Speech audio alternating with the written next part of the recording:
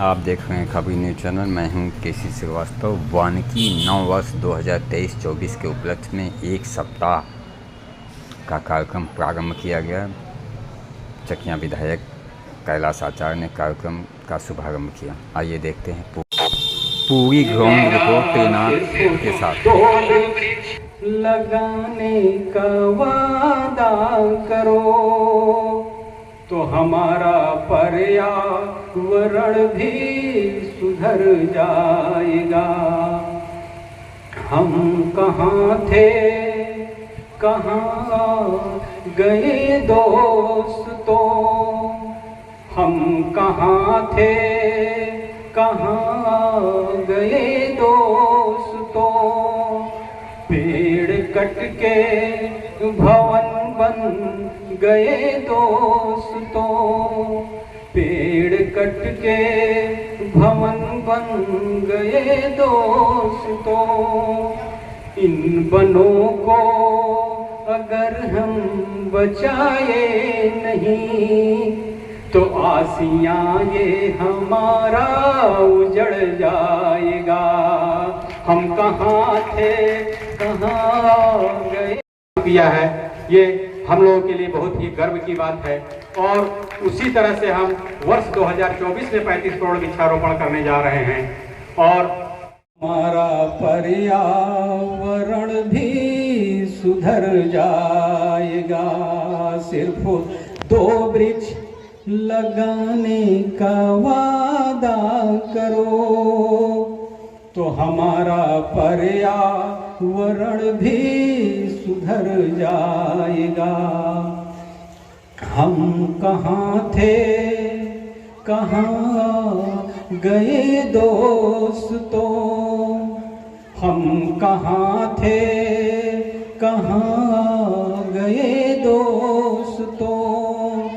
पेड़ कट के भवन बन गए दोस्तों, पेड़ कट के भवन बन गए दोस्तों।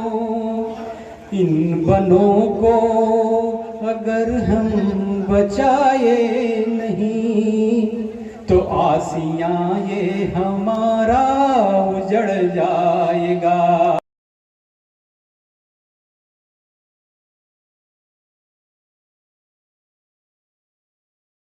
आज हम लोग यहाँ सामाजिक वानिकी वन्य जीव में उपस्थित होकर के वृक्षारोपण में वृक्ष को पौधा लगाने के लिए बीज डालकर बीज को अंकुरित करने के लिए एवं उनको प्रफुल्लित करने के लिए, बड़े होने के लिए, अच्छा करने के लिए यहाँ उपस्थित होकर यह कार्यशाला का आज शुभारंभ हुआ है 2023-24 के लिए। क्योंकि यह वृक्ष बढ़ करके बड़े होंगे तो आगे दूसरे स्थान पर लगाने योग्य होते हैं तो उनको ले जा करके अमुक स्थान पर उस वृक्ष द्वारा वृक्षारोपण करते हैं। क्योंकि वृक्ष हमारे जीवन के बहुत ही सहयोगी अंग हैं। वृक्ष रहेगा तो हमारा पर्यावरण सुरक्षित रहेगा। बिना पर्यावरण के हम जी नहीं सकते। इस नाते हमारा सभी बंधुओं से निवेदन है कि हम सभी का परम दायित्व बनता है कि पेड़ लगाएं। पेड़ लगाना तो आसान है, बहुत आसान है, परंतु उसकी सुरक्षा करना बहुत ही कठिन है। हम एक ही पेड़ लगावें लेकिन उसकी सुरक्षा करें, देखभाल करें, उसको बचाने के लिए वहाँ पट्टी लगा दें और 3 शेड लगा दें कि पेड़ को हवा भी मिले, पेड़ पशुओं से बचे। क्योंकि कुछ ऐसे पशु हैं जिनको एक बार थोड़ा सा काट देंगे तो फिर वो जिंदगी में बहुर के नहीं आ सकते हैं। इनको हम बकरी कहते हैं, उनसे बचाना है क्योंकि बकरी हर घर में पैदा है, हर घर में पाली जाती है। इनसे बचाना है, साथ ही साथ अपने छोटे छोटे बच्चों से भी बचाना है कि पेड़ से बच्चे बहुत पसंद होते हैं, पेड़ के पास जाकर खेलते हैं, उनके पेड़ को खिलाते रहते हैं। इस नाते बच्चों को भी समझाना है कि यह हमारे जीवन साथी हैं, यह रहेंगे तो हमारा जीवन बचेगा। एक हमको जानकारी मिली अभी कुछ दिन पहले कोरोना काल आया हुआ था, ऑक्सीजन नहीं मिल रहा था। एक हमारे अधिकारी थे वाराणसी महानगर में, वाराणसी उत्तर में, काशी जनपद से सटा है उनका स्थान। उन्होंने दीनदयाल नाम उनका है, उन्होंने फोन किया मुझे कि यार आप अपने विधायक से कह दो। हमारे विधायक तो माननीय साहब जी थे, तो हमने दूसरे विधायक से कहा, विधायक सदर चंदौली दीनदयाल नगर उपाध्याय नगर की साधना जी थी। हमने कहा कि साधना जी एक गैस भरा, एक हमारा कार्यकर्ता ऑक्सीजन के अभाव में अब जाने वाला है। उन्होंने तुरंत भिजवा दिया, ऑक्सीजन लगा, बच गया। और एक स्थान का वर्णन है कि एक बहुत गांव के लोगों ने कहा कि पेड़ हमको ऑक्सीजन देते हैं, चलिए हम लोग मिलकर इसकी चारपाई पकड़ें। चारपाई पकड़ करके पीपल के पेड़ के नीचे फुलाने ले जाकर चारपाई पर, कुछ समय के बाद लोगों ने देखा तो अच्छी श्वास और लेने।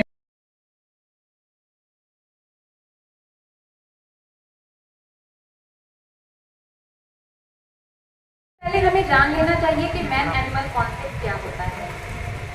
जब किसी जानवर और आदमी के सामने एक ऐसा इनकाउंटर होता है जिसमें इन दोनों में से किसी का नुकसान हो, या फिर आदमी की जान का, या फिर उसके प्रॉपर्टी का लॉस हो, या फिर जानवर की हानि हो, इसे हम मैन एनिमल कॉन्फ्लिक्ट कहते हैं।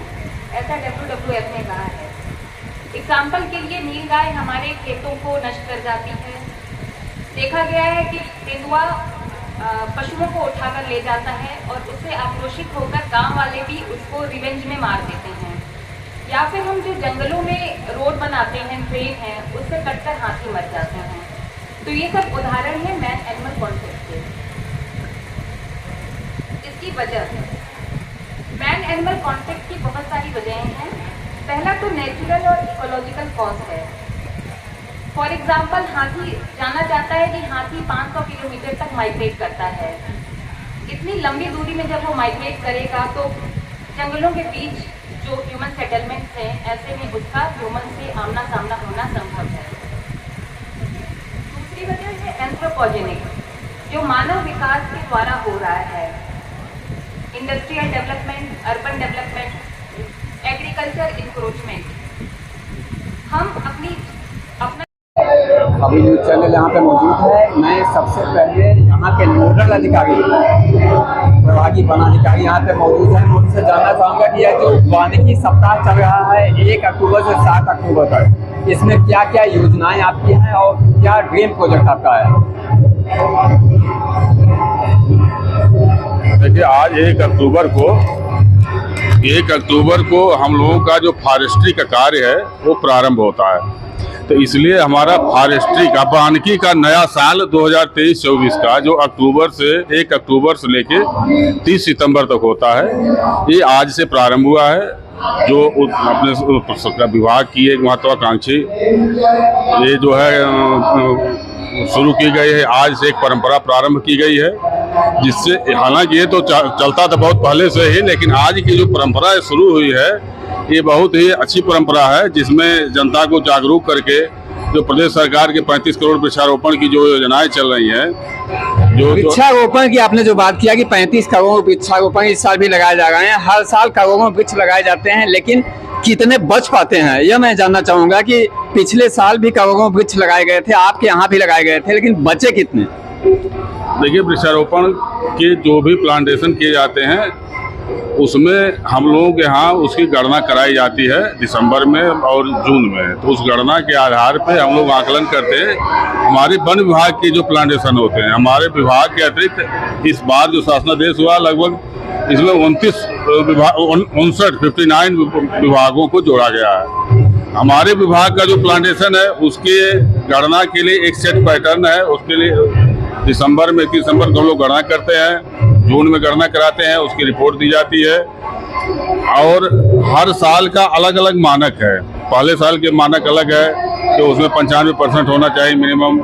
अगले साल का मानक अलग है और हर जलवायु क्षेत्र के लिए उसके अलग अलग मानक निर्धारण है।